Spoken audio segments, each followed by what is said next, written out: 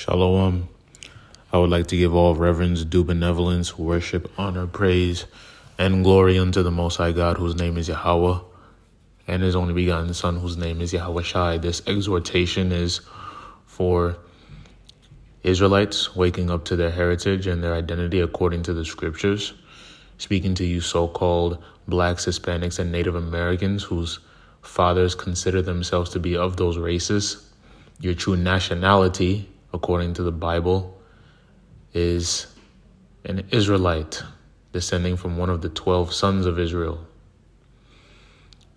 My exhortations are catered toward those who may be new to the faith. You've just learned that you're an Israelite. You may have heard some brothers teaching on the streets or on some videos on the internet, or you may have done some research of your own into history, and you may have had the Spirit work with you at some level and seen that based off of the prophecies that our people fit the curses, whatever the case may be. If you are just coming into the faith, beginning your walk, and looking for commandments to keep, then the Sabbath day is a great commandment that we are to uphold perpetually throughout all our generations. Seeing that I'm in pursuit of helping those who may not be what I would call advanced or have like years worth of footing in this truth and in this knowledge of who you are, of your culture, seeing that I'm really trying to make an impression upon those who are just coming along, seeing that I understand what that process is like from my own experience. I've put up a couple of exhortations already in attempts to guide you on commandments that you can pick up right away. The first one was abstaining from bloody meats. This is the second Sabbath video that I'm doing, and I want to touch on some more things that we can and cannot do on the Sabbath day that I didn't touch on in the first video. In the first exhortation, I put out there for you all to honor the Sabbath day because it is a day to commemorate God being the Most High, Yahweh, His only begotten Son, Yahweh Shai, and the angels, who are all referred to in one plural term as the Alahayim in Genesis chapter 1 and 2, for the work that they did in creating the heavens and the earth in 6 days. And on the seventh day, God rested from His work. So that is the purpose of the Sabbath, why we commemorate it and sanctify it and keep it holy. Then I went into us having to abstain from work. So not going to work, not earning a living, not putting our hands to the plow, how that also applies to not doing chores around the house like dishes, mopping, wiping surfaces down, vacuuming, things of that sort. Then I went into cooking, us being strictly forbidden to kindle fires in our habitation, not lighting stovetops, not baking things in the oven, trying to be slick and use microwaves if you think that they don't kindle flames. I also went into the perpetual nature of the Sabbath and how in Isaiah chapter 66, and we're going to have to keep the Sabbath in the kingdom. So that just proves that whatever prophecies show commandments that are going to be kept in the kingdom are that which need to be kept in this time. And that's really just a comical statement to even make, because the commandments of the Lord are verity and judgment. They are sure. They stand fast forever and ever. So the commandments that we have to keep now, we're going to have to keep into the kingdom. I also went into just basic suggestions on how to actually move on the Sabbath. So storing up your food on the preparation day, which is according to our custom, which is from Thursday night at sundown, when it's completely black in the sky, to Friday night at sundown. That's the preparation day. And then the Sabbath starts Friday night at sundown to Saturday night at sundown, not sunset, when it starts to get dim and you see that the sun is going down on the horizon in the west, if you're here in the Eastern Hemisphere. But once it's completely black in the sky, no traces of the sun, no traces of light, no traces of blue, then you officially call the Sabbath. It takes about 50 minutes during daylight savings time in the fall and winter. And it takes anywhere from just under an hour to, as I've seen, the absolute longest I've seen is about an hour and 20 minutes. So we have to play by eyesight more so than time. But of course, we have phones and digital devices to help us just guide us through that. Making sure that you have your cereal for breakfast or your fruit. And then for your dinner, you got some sandwiches, cold cuts, tuna fish, whatever it is that your heart desires, some cream cheese, you got bagels, whatever it is that you like that's cold, do that. And if you must cook, if you have to cook, making sure that you cook on the preparation day. And my suggestion is roughly about an hour before the Sabbath comes in, an hour before the sunset starts, so that you're just in the Sabbath mode for that 50 to an hour and 20 minutes, and then you go into the Sabbath. I even went into things that we can't do, like indulging in our own personal pleasures. So that includes watching TV, playing video games, and keeping music to a bare minimum, unless it's like music that glorifies the Lord and commemorates the Sabbath. So now, in this exhortation, I want to pick up on that and touch on how we are forbidden to buy and sell on the Sabbath. We can't engage in any form of commerce. And on top of that, I want to go into some of the customs that our people kept on the Sabbath and on the preparation day to show you how our people were in order and how they made sure to plan in advance to make sure that their households were set right by the time the Sabbath came in, so that they weren't scrambling and being all frazzled. I also, very importantly, want to touch on our Lord Yahushua HaMashiach clarifying things about the Sabbath during his ministry. Because as you may know, even if you have a baseline understanding of the scriptures and you came up in the Catholic Church or the Baptist Church, if you're a Jehovah's Witness, whatever Christian denomination that you are, which I exhort you to come out of and into the true understanding of the scriptures that is not partial and skews the word.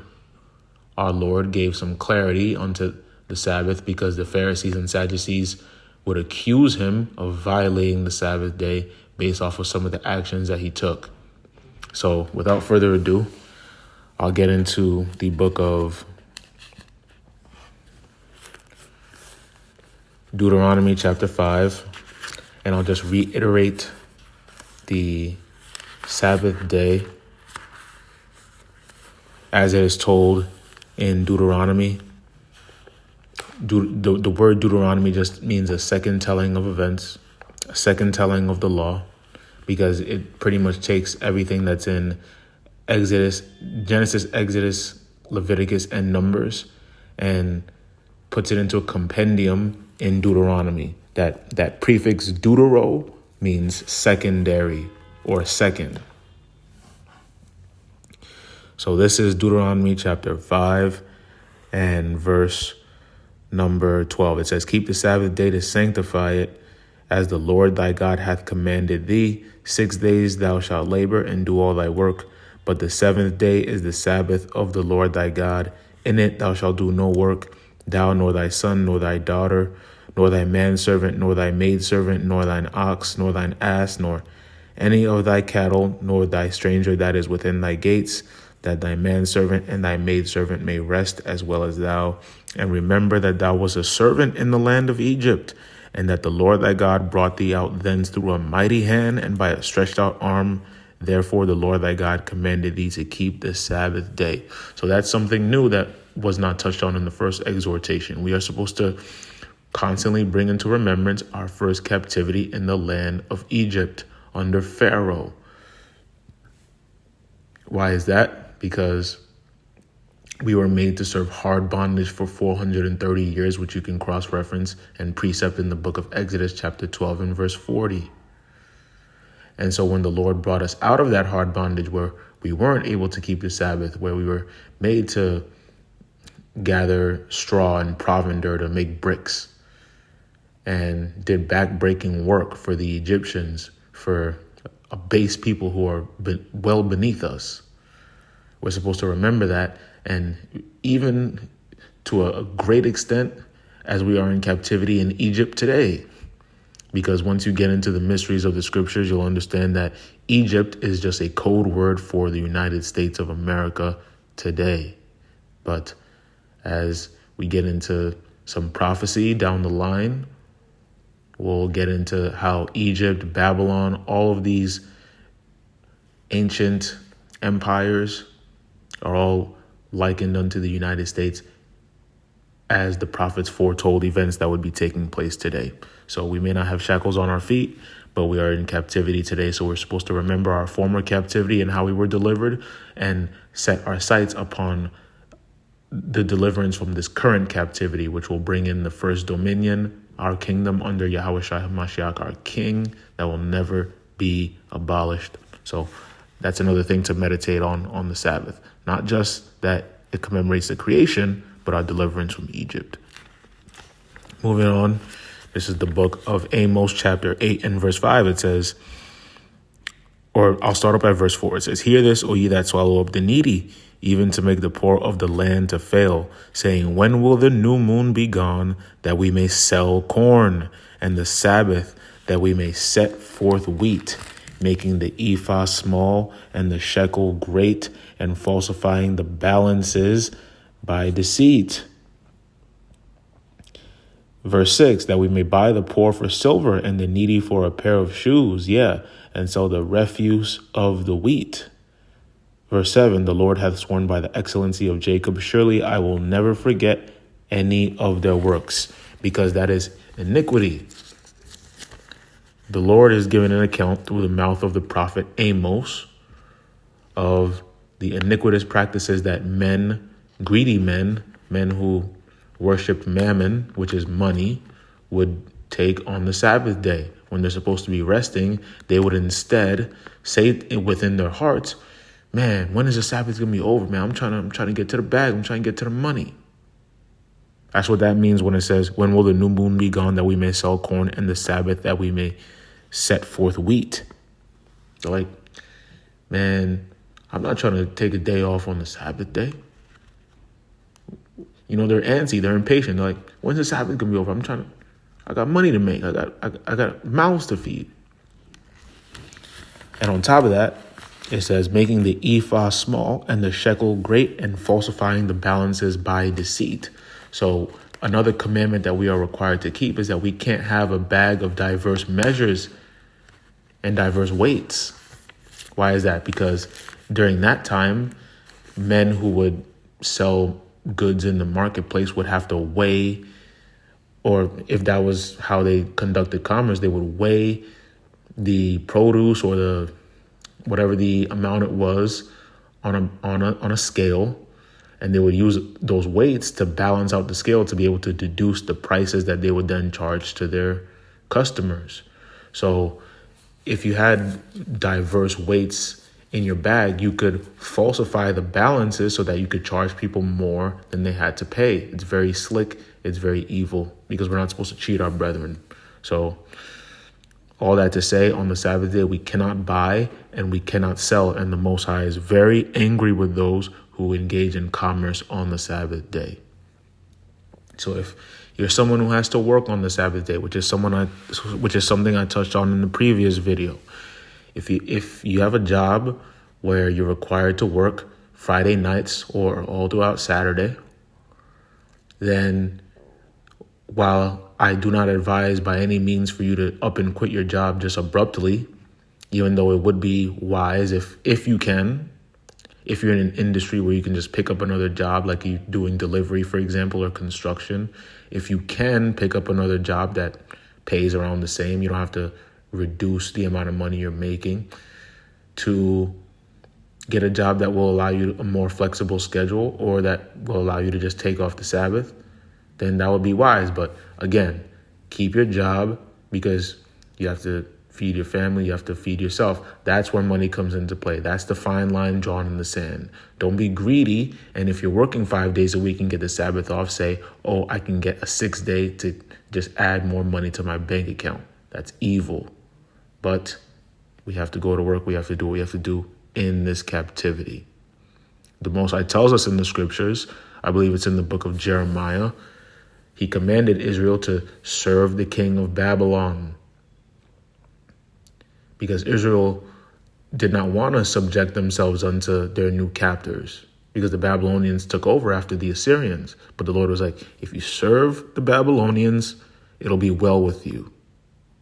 Yes, you'll be in captivity. Yes, you'll have to, do the bidding of the king. But if you just serve the king of Babylon, because that is the punishment that he put our people under for their manifold transgressions, it will be well with them. Meaning what? They wouldn't have to worry about eating their own children in the siege and the straitness, going through incredible famine, things like that. So we can't buy and sell on the Sabbath. If you have a job and you have to leave your house, I recommend that if you're so that you don't have to buy your own lunch, just pack your own food. And remember, you can't kindle a fire. So that doesn't mean that you can go to work and pop your food in the microwave. So that's another thing. If you're working on the Sabbath, make sure you got your sandwich ready. If you're someone who likes, you can make yourself a nice pastrami sandwich, turkey sandwich. You can make yourself whatever you want. I can go on for days. You get the point.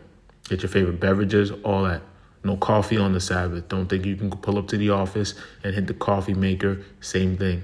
Nothing that kindles fire. No hot food. Stay away from that. No buying and selling either. So you can't pull up to McDonald's or wherever it is you like to go. Chick-fil-A, Chipotle, Shake Shack, Whole Foods, wherever it is you like to go and get lunch on your break. Try to do everything that you can outside of just being forced to work on the Sabbath day to do what it is you have to do. So that touches buying and selling. That touches another reason why we commemorate the Sabbath. Now I'm going to go into the book of Matthew chapter 12. Now this is where our Lord Yahushua HaMashiach comes into play. And that's a bit of a funny statement as well, because he comes in the volume of the book. So everything we read deals with our Lord. But strictly from his mouth, during his prophetic advent, 2,000 some odd years ago, this is what he said in Matthew chapter 12. It says, at that time, Yahushua went on the Sabbath day through the corn, and his disciples were an hungered, and began to pluck the ears of corn and to eat. But when the Pharisees saw it, they said unto him, behold, thy disciples do that which is not lawful to do upon the Sabbath day. But he said unto them, have ye not read what David did when he was an hungered, and they that were with him, how he entered into the house of God, and did eat the showbread, which was not lawful for him to eat, neither for them which were with him, but only for the priests? Or have you not read in the law how that on the Sabbath days the priests in the temple profane the Sabbath and are blameless?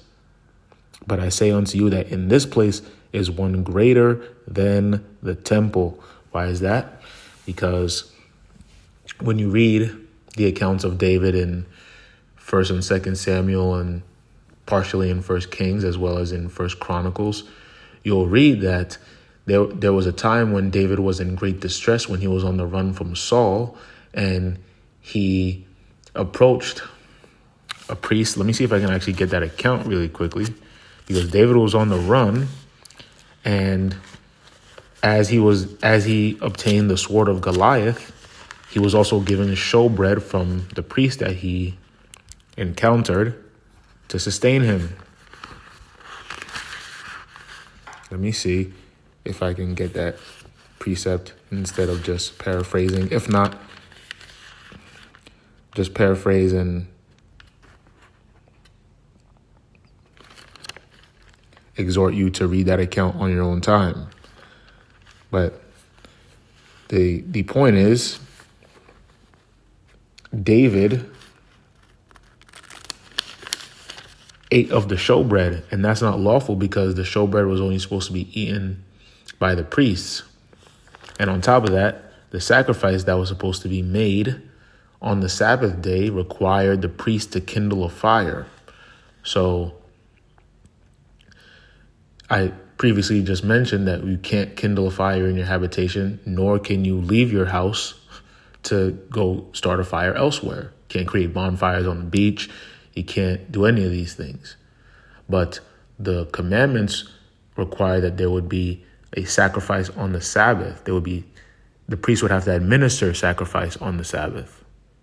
So in order to do so, because a sacrifice is just when you slay a lamb, a ram, a kid of the goats, what have you, different livestock, which you can read about from Leviticus chapters 1 through 7 in full, which go through all the types of sacrifices, whether it's the sin offering, the trespass offering, the burnt offering. They would have to kindle that fire on the Sabbath day, but they're acquitted from any blame because the Most High put forth a commandment that's supposed to be done. So it's like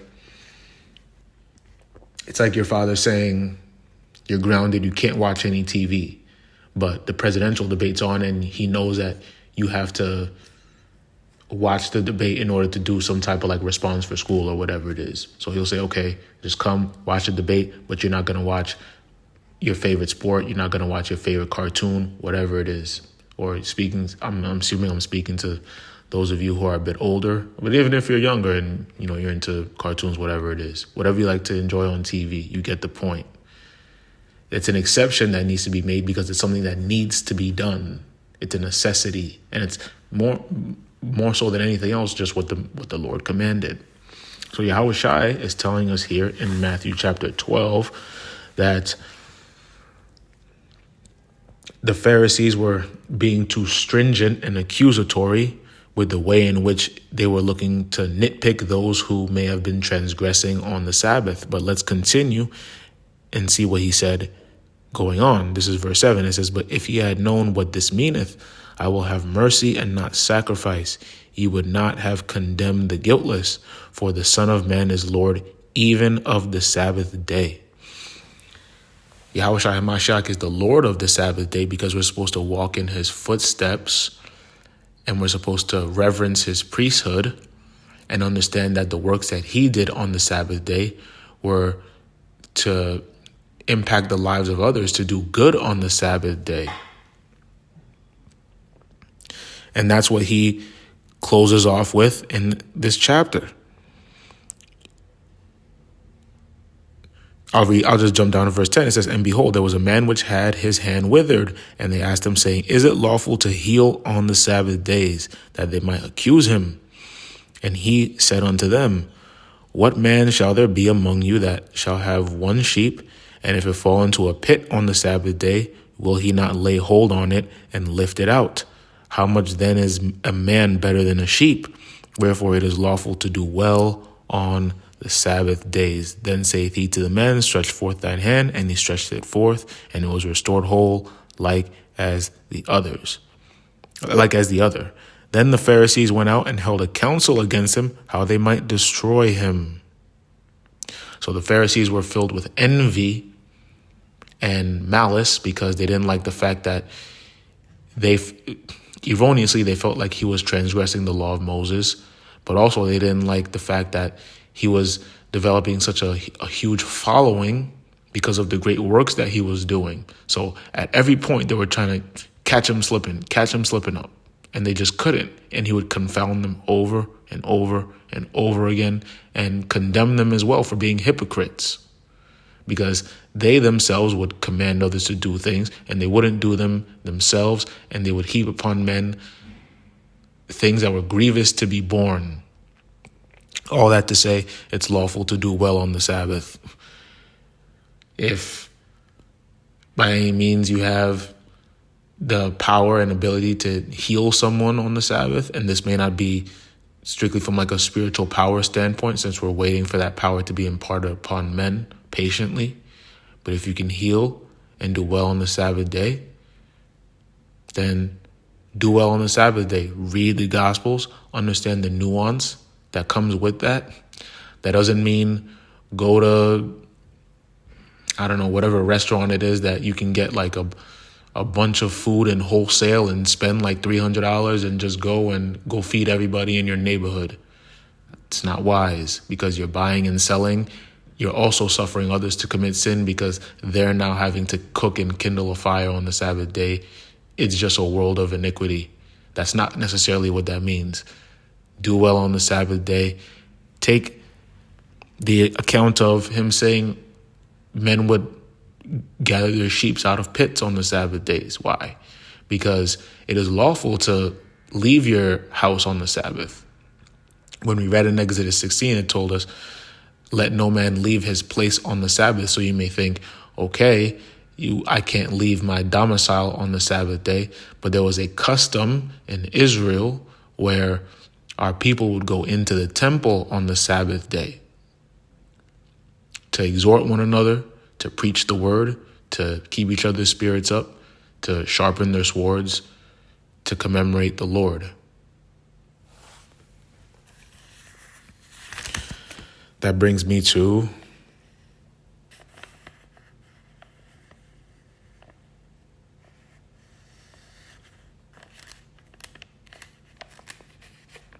another account in the book of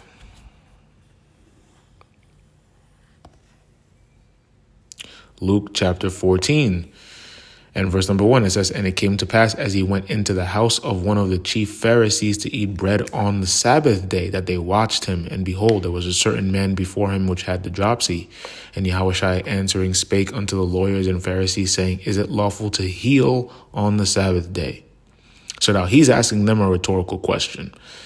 Verse 4, and they held their peace, and he took him and healed him and let him go.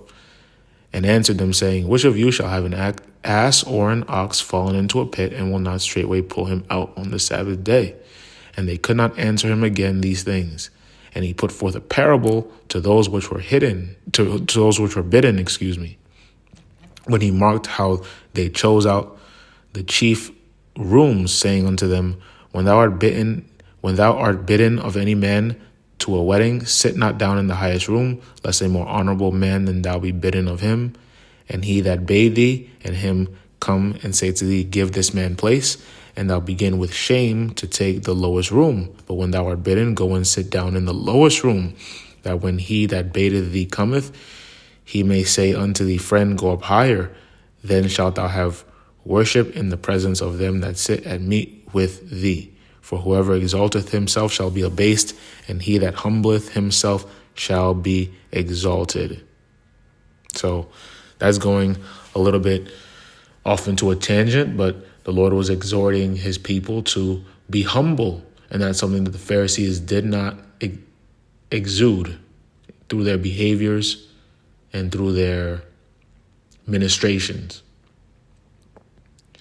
But verse 1 really is the kicker, in that he went into one of the houses of the chief Pharisees to eat bread on the Sabbath day. So use context clues. That means that he had to have left his own house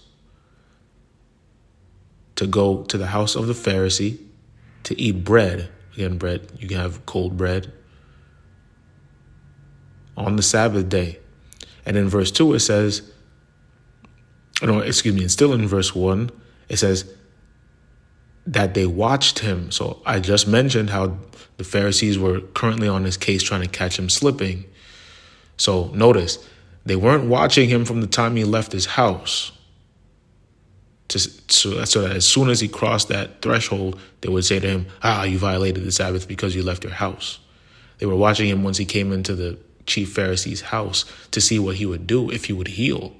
So that's why he asked them that rhetorical question, just to see what they would say. And they held their peace because they knew that if they answered one way and he proved them wrong, he would make them look foolish. And if they answered another way and the opposite was the case, they would still look foolish. So they refrained so that they wouldn't condemn their own selves through the judgment that they would pronounce. And that's very important because our people need to strive toward being judges on the earth.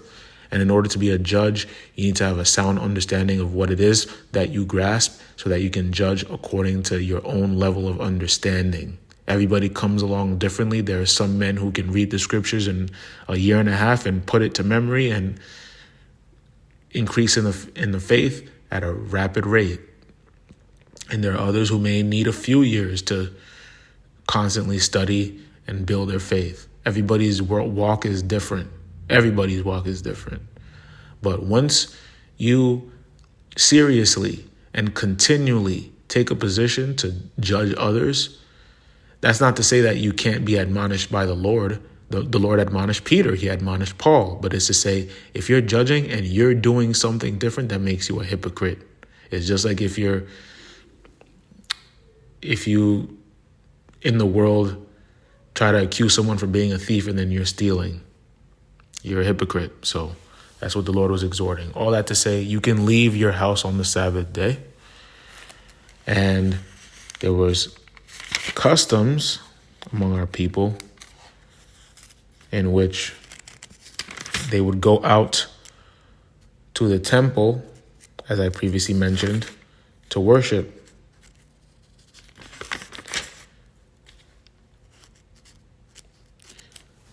And just roughly paraphrasing, when they would go out to the temple, certain men would take the forefront and read out of the book of the law, because at that time our people still had certain records that were preserved.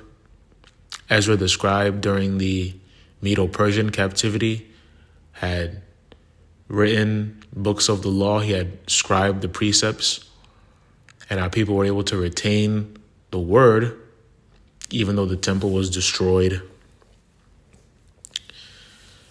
once before.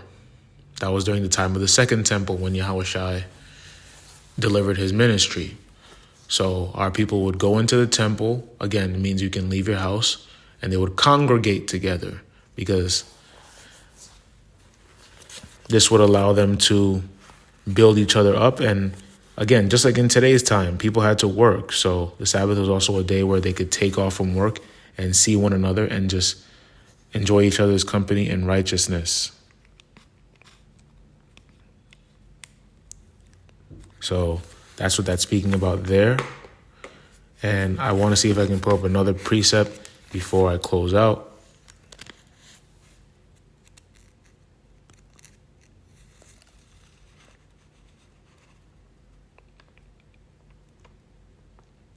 Bear with me one moment.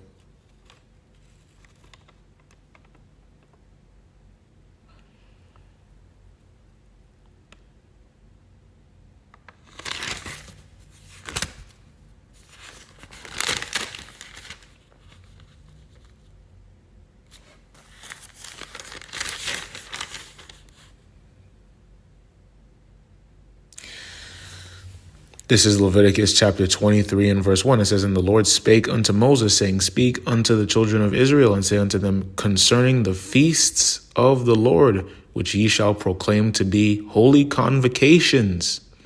Even these are my feasts. 6 days shall work be done, but the seventh day is the Sabbath of rest and holy convocation. Ye shall do no work therein. It is the Sabbath of the Lord in all your dwellings. These are the feasts of the Lord, even holy convocations, which ye shall proclaim in their seasons." So if you have the means to congregate with others who share your same viewpoint and beliefs in the scriptures, because the scriptures tell us in Amos chapter 3, can two walk together except they be agreed? So don't congregate with others who you vehemently disagree with in many points in the scriptures, because that'll just bring about disputations and quarrels that you should actually be avoiding. If you disagree with others, that's fine. So long as you're keeping the commandments to the best of your ability, it's okay to disagree with others. It's always going to take shape, no matter what it is in life. But we're supposed to congregate with those who we share a like mind with.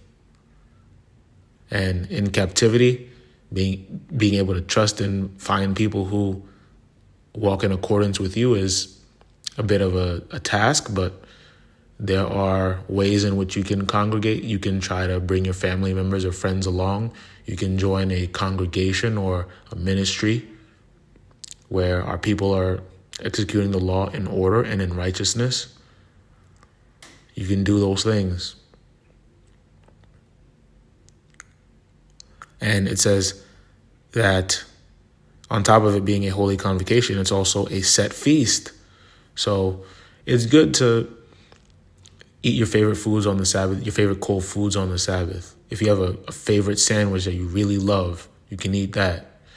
If there's a type of like cold salad that you like, you can eat that.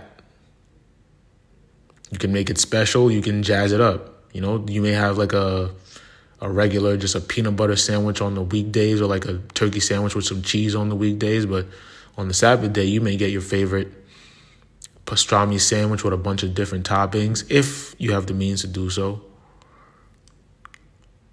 That's expedient according to the commandments.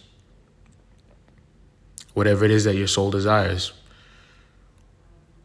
So that's from Leviticus chapter 23. So we've gone over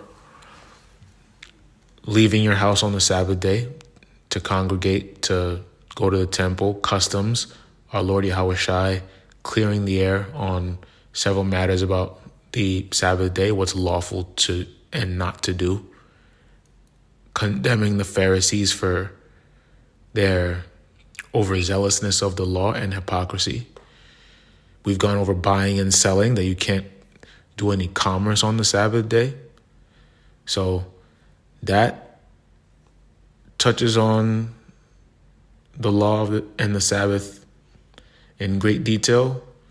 This has been almost an hour and a half worth of material, pulling the precepts. I hope that I've given a clear breakdown and understanding of how to keep the Sabbath. So just to run through it once more and to conclude, on the Sabbath day, we're supposed to remember that the Lord created the earth in 6 days and rested on the seventh, those 7 days being increments of 1,000 years. We're supposed to remember that the Lord delivered us out of our 430-year captivity of hard bondage in Egypt, and will do so again in modern-day Egypt, being the United States of America and all the lands of our captivities. Once we know what we're commemorating the Sabbath for, we need to do what we're commanded. We can't kindle a fire, can't cook, can't bake, can't microwave, can't make coffee, things like that. We can't buy or sell. Don't go to your favorite sneaker store and cop some shoes. Don't go to the store and get a beverage and some gum or whatever it is that you want. Don't put your things up for sale on eBay or Amazon.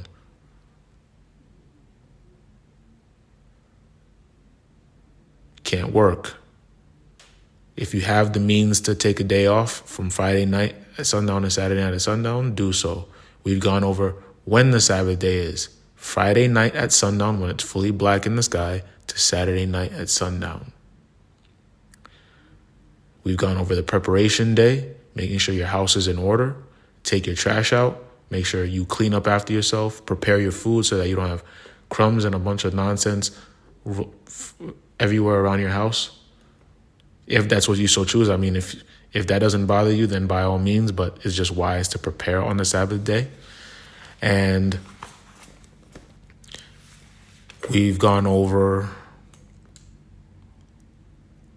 keeping the day holy in general. So no doing your own pleasures, no watching TV, playing video games, keeping music to as much of a minimum as possible, reading on the Sabbath day, edifying yourself, exhorting one another, congregating if you have the means. Now, I'll close off with just one last precept in the book of Luke, chapter 23, because this touches on